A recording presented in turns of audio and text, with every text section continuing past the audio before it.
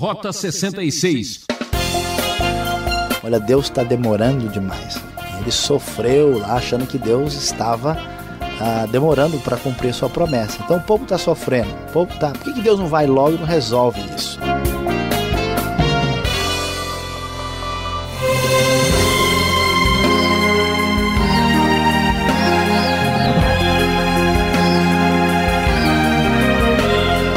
Muita calma nessa hora. Siga por essa estrada, Rota 66, um programa que segue a trilha da Bíblia.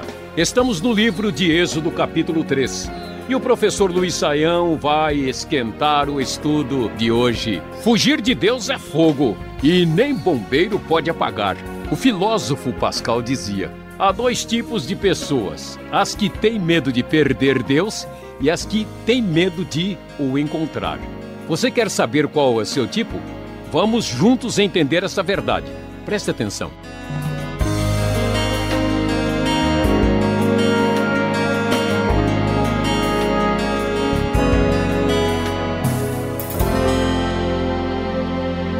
Quando abrimos a Bíblia no 3º capítulo de Êxodo, encontramos as palavras da Nova Versão Internacional que nos diz o seguinte: Moisés pastoreava o rebanho de seu sogro Jetro, que era sacerdote de Midian. Um dia levou o rebanho para o outro lado do deserto e chegou a Horebe, o monte de Deus. Ali o anjo do Senhor lhe apareceu numa chama de fogo que saía do meio de uma sarça.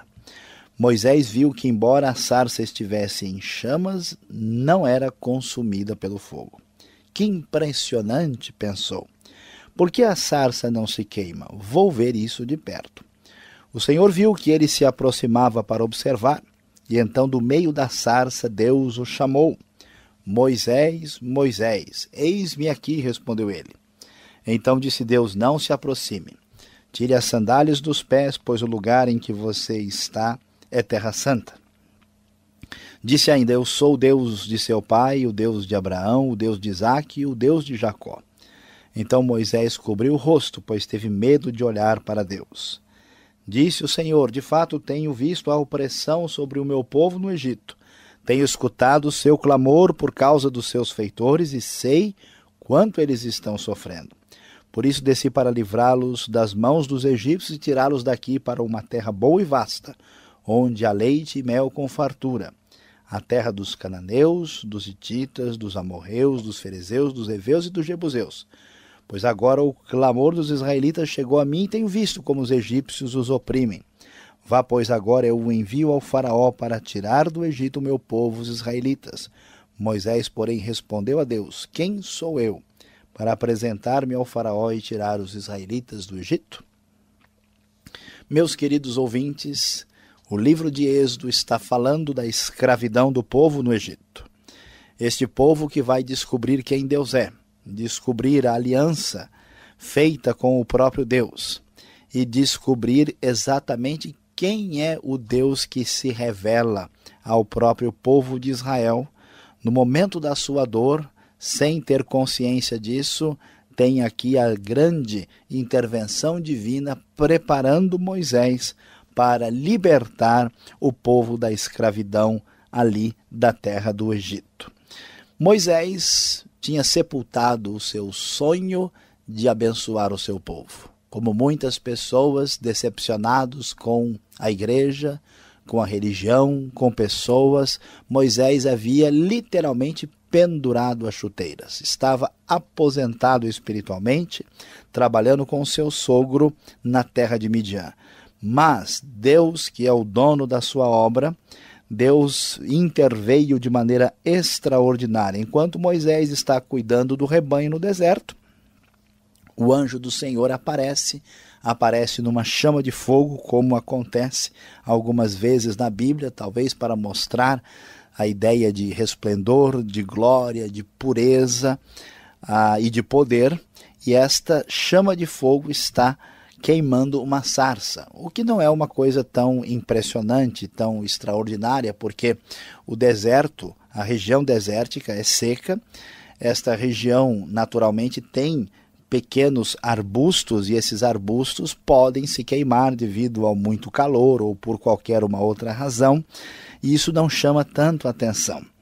Mas Moisés, muito observador, treinado já pela vida, já preparado para o que está para acontecer, presta atenção no que está acontecendo. Aquela sarça, aquela pequena planta, o arbusto, começa a queimar, mas o fogo não faz efeito para destruir as folhas, os ramos, os pequenos galhos.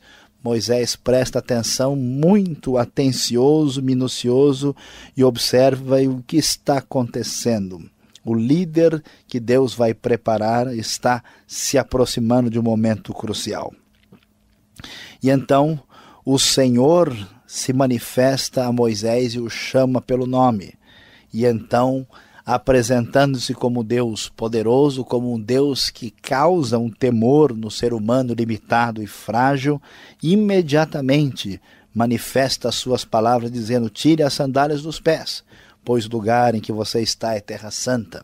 Não porque a terra em si fosse sagrado, mas porque Deus estava presente de maneira especial naquele momento, e Moisés, em honra à presença de Deus, como sinal de percepção do sagrado manifestado naquele momento, recebe a ordem divina para respeitar, para reverenciar, para mostrar temor. Então Deus mostra-se como o Deus da história, o Deus que já está preparando a sua história de salvação desde o patriarca Abraão, e Moisés, diante da manifestação tremenda de Deus, cobre o rosto e tem medo de olhar para Deus. Então Deus diz: olha, eu estou consciente, aquilo que mexeu no seu coração no passado, eu tenho plena consciência do que está acontecendo. Sei que o povo está sofrendo no Egito, e então agora eu decidi descer para livrá-los da escravidão do Egito e cumprir a promessa que já existe desde o passado, onde eles deveriam possuir a terra onde há leite e mel, terra de muita fartura, que será entregue para o meu próprio povo. O clamor dos israelitas chegou a mim. Agora então vem a palavra tremenda. Moisés, aposentado pela sua própria fragilidade, é chamado de volta ao trabalho. Vá agora, eu o envio para tirar o meu povo do Egito.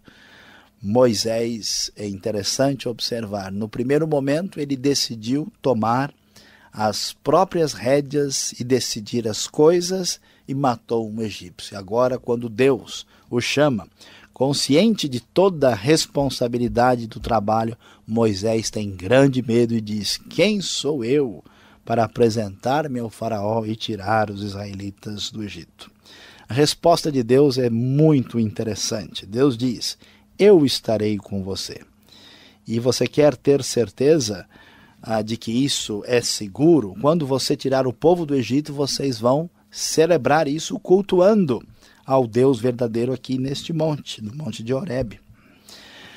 Quando eu chegar diante dos israelitas, Moisés pergunta: o que vai acontecer quando eu disser que o Deus dos antepassados me chamou? O que eu vou dizer a eles? E então Deus responde num dos textos mais importantes e impressionantes da Bíblia, quando Deus revela a si mesmo por meio do seu nome. Ele diz: eu sou o que sou, foi aquele que me enviou a vocês. Você deve dizer isso aos israelitas, que este é o nome de Deus, este é o nome que deve ser lembrado, o Deus que agiu na história do seu povo. E Deus dá a ordem de maneira expressa: vá, reúna as autoridades de Israel, diz a NVI no versículo 16, e diga que o Deus dos antepassados apareceu. Eu vou livrá-los da escravidão do Egito e vou dar-lhes a terra prometida, conforme foi dito a Abraão, a Isaque e a Jacó. E então Deus prossegue dizendo: olha, as autoridades de Israel, ou os anciãos de Israel, vão ouvi-lo. Você irá falar com o rei do Egito, vai irá confrontar o faraó e pedir que ele deixe vocês caminharem por 3 dias para oferecerem sacrifício ao Senhor. E é interessante, Moisés recebe a convocação divina e ao mesmo tempo Deus diz, olha, o rei do Egito não os deixará sair, a não ser que uma mão poderosa o force a isso. Mas eu vou ferir os egípcios, eu vou agir por trás de todo esse processo e no final vocês vão sair, os egípcios tratarão com boa vontade, fazendo com que vocês saiam o mais depressa do Egito. Surpreendentemente, quando ninguém poderia imaginar, quando Moisés estava bastante acomodado na sua vida pessoal, o Deus que domina a história, o Deus que atende o choro, o clamor dos oprimidos, o Deus que não se esquece do seu povo, Deus que age de uma maneira inesperada, que escolhe um bebê, que escolhe um homem que se sente fracassado na vida, toma o controle da situação, porque o Deus de Israel, o Deus da Bíblia, é um Deus justo, que certamente punirá toda forma de tirania, de maldade e de injustiça. Deus se levantou, a escravidão vai acabar. E Moisés é o centro de tudo isso. Como Moisés reagirá? Antigamente, Moisés era aquele que iria fazer tudo por sua própria conta. Agora Deus o chama. Ele tem medo, ele tem receio. Deus se revela. Moisés aceitará ou não aceitará? Moisés vai encarar isso com tranquilidade ou não? Isso você vai ficar sabendo, vai descobrir na sequência do nosso estudo aqui no Rota 66.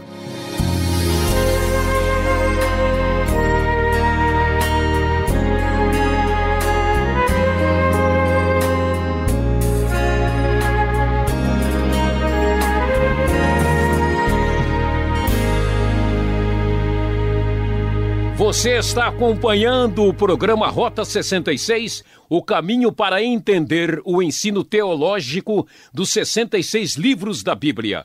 Uma produção transmundial. Essa é a série Êxodo e o tema do estudo de hoje é Fugir de Deus é Fogo. O Rota 66 tem a produção e apresentação de Luiz Saião, redação de Alberto Veríssimo, na locução Beltrão. Não esquente a cabeça com dúvidas, acompanhe essa explicação.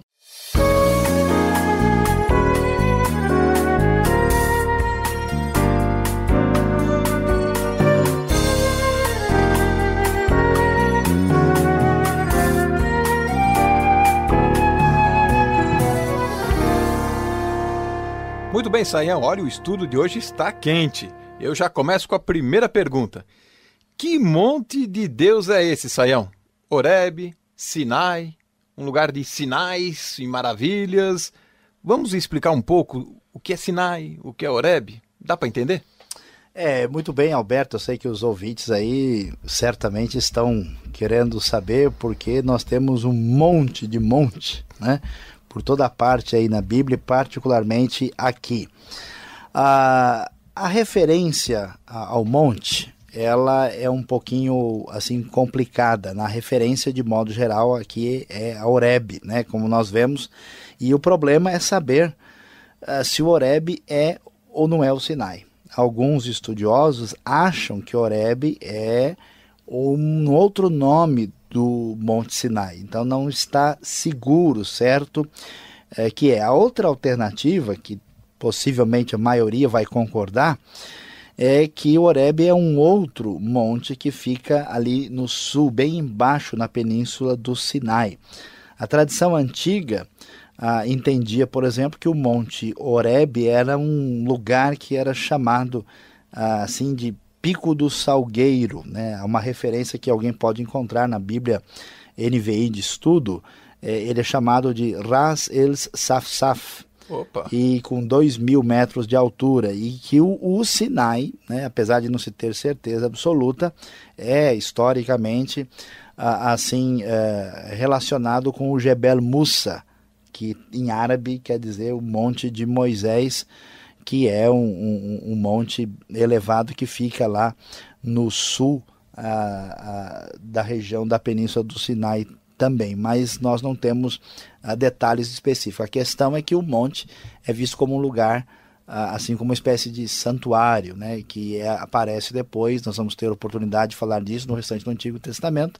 Tanto é que Jesus com a mulher samaritana vai discutir se a adoração é no monte, não é no monte. Jerusalém fica no monte, né? Existe um monte de monte para a gente dar um monte de explicação para o futuro, para o monte de ouvintes que está nos acompanhando. Um monte de dúvida também, né? Exatamente. Então, aqui dá para a gente falar isso sobre o Horebe e o Sinai. Talvez sejam mesmo, mas mais provavelmente são dois montes diferentes na região sul da Península do Sinai. Vamos dizer que Horebe pertencia à Grande Sinai, né?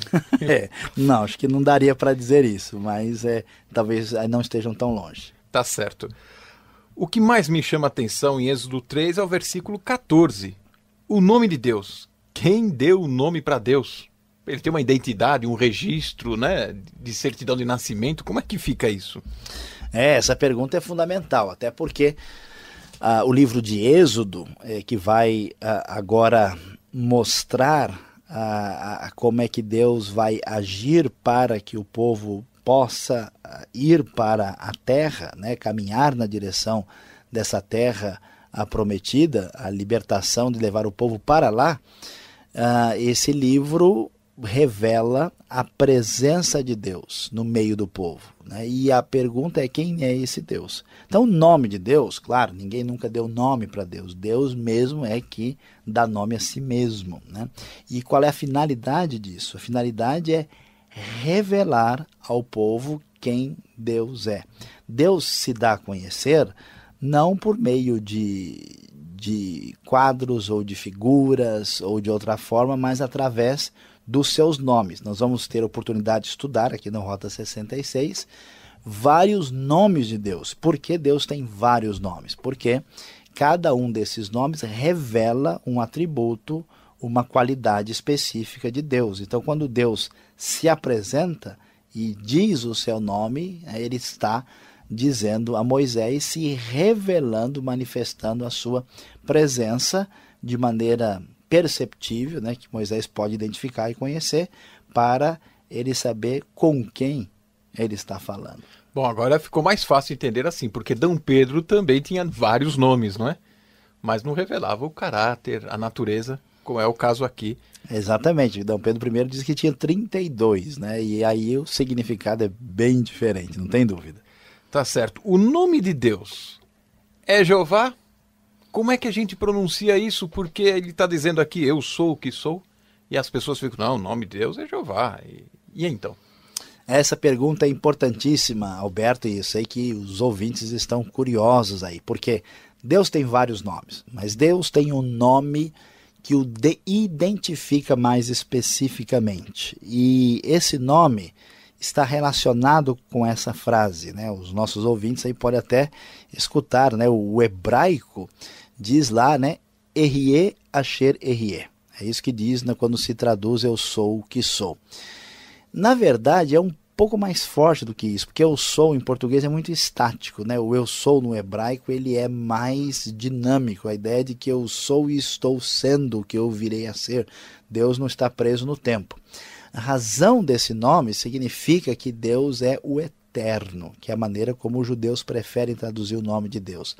E para resumir esse conceito, tem o nome pessoal de Deus, que nas traduções, inclusive na NVI, se traduz por Senhor, e que nós lemos no hebraico Yud Rei Vav Rei, YHWH. A questão é que nós perdemos a pronúncia desse nome.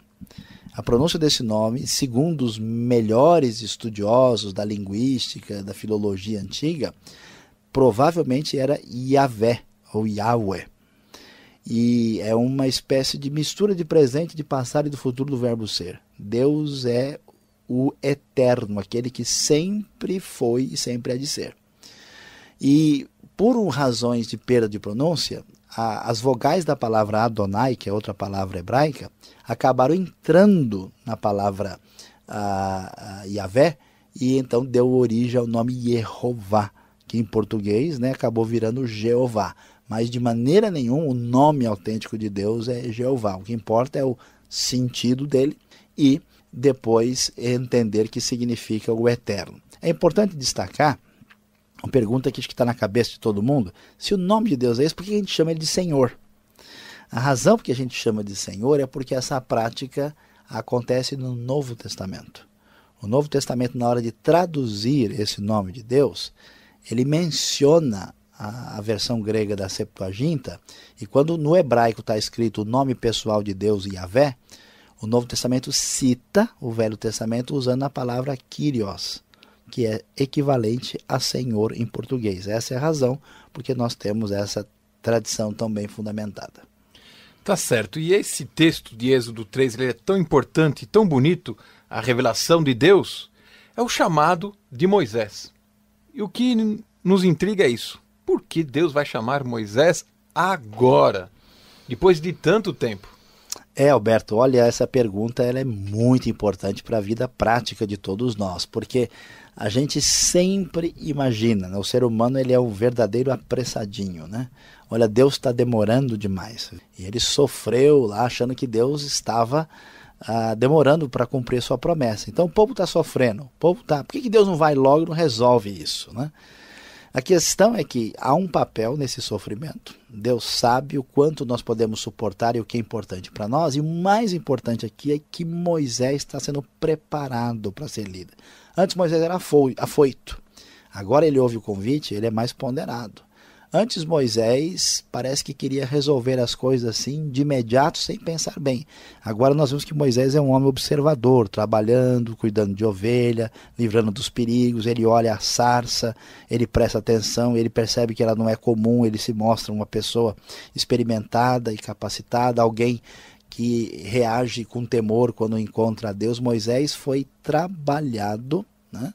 E está no momento em que Deus sabe que pode chamá-lo. E é interessante e surpreendente que toda vez que uma pessoa está no ponto de ser chamada por Deus, quando é chamado, ele tem receio e não quer ir. Deus? Comigo? Não, o senhor errou o endereço. Acho que o CEP está errado. Não é aqui não. Procura Bate em outro lugar. Já estou velho. E aí é que Deus realmente vai agir, porque o egoísmo e o orgulho humano estão fora de ação. Muito bem, Sayão. Eu acho que o nosso ouvinte está satisfeito com a explicação, mas ainda não terminou, hein? Fique aí mais um pouquinho, tem a aplicação desse estudo para você.